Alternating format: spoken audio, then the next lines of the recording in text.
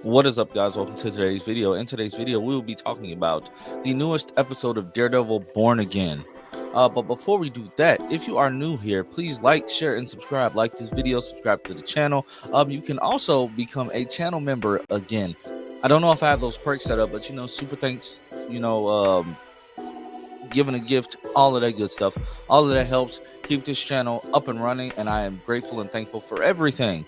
Also, if you're returning, do the same thing, because if you're returning, you obviously like my content, right? But this episode of Daredevil, honestly, it was cool. It wasn't as I don't know how to put this. Like, I enjoyed the episode, but it didn't have me as hyped as the previous two from last week did with Daredevil's return. Now, I'm glad he is still out and about doing what he has to do. It was funny seeing Fisk like scrambling and basically being in disbelief that the Devil of Hell's Kitchen is back, that he's the one that fought Muse down in the lair. I do feel like the whole storyline with Muse was moving. It moved a little bit too fast for my liking. It just feels like we went from storyline to storyline to storyline, and I was thinking Muse was the overarching villain for the entire season, but clearly I was wrong. But then again, wasn't Hunter Doohan's like his trailer was seen on set for season 2? So is he being resurrected? Are they doing an electric thing with him? I don't know. But we do see like him throughout this episode. He went to meet with Heather. He was about to kill Heather. Because his lair was infiltrated. Angela went to the hospital. She told them what she saw. She told them where it was at.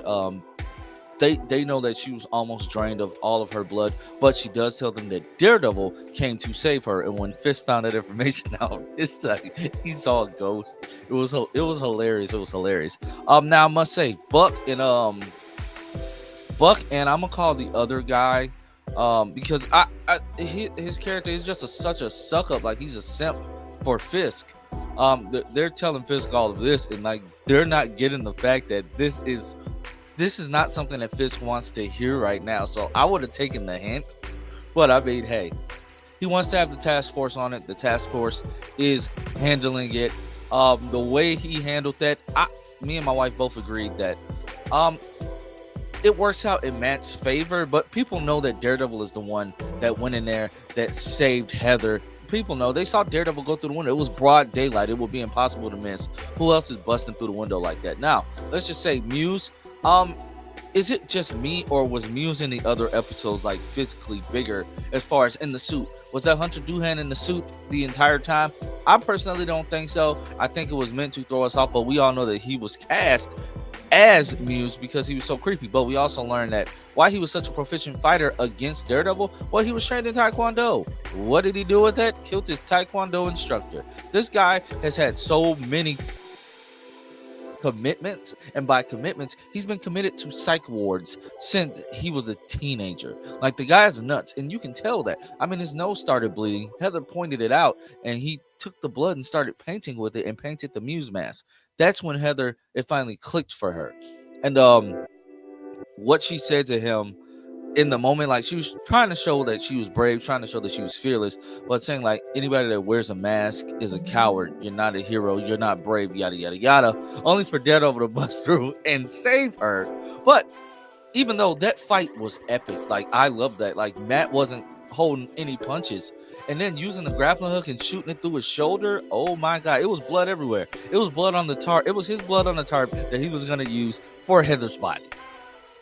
And before we even go that far, the fact that he got down on her face, like, I know you're thinking, how fast can you get to the door? And he just like slams her head into the wall. I'm like, dog, this dude is crazy. This dude is nuts. Also, Cherry does call Matt out on, going back out as the vigilante, is going back out as Daredevil. He calls him out on it. Kristen calls them both out on it because she feels left out of something. She knows something is going on, but she doesn't know what. Will Kristen find out about Matt's secret before the end of this season? I hope not, because I don't want this to be a retread of Foggy and Karen, even though this clearly feels like that. When does Daredevil, not Daredevil, when does Punisher come back? I'm wondering. After a big nothing burger of yesterday, this episode just while being good, just on top of all the lack of CinemaCon stuff that we got, this just tacked on to that for me. I give this episode a solid 7 out of 10. 7 out of 10. Nice little dose of action. This is one of the shortest episodes by far, but it's a solid 7. It's a solid 7. I didn't hate it, but then again, I did not love it. Like, this would have to be my least favorite episode of the entire season. And honestly, I feel like that's fair. Guys, let me know in the comment section down below if you feel the same way. Let me know what you thought about the episode. Let me know what you think about Muse's storyline being over. Let me know what you think about Heather saying that she heard Daredevil call her name, and the whole thing Fisk did with the task force, basically framing them as the heroes. Also, BB getting threatened to basically push this storyline. BB, you put yourself in that situation. You put yourself in that situation, and that's your fault. But I wouldn't be getting pushed around by Fisk's little yes man.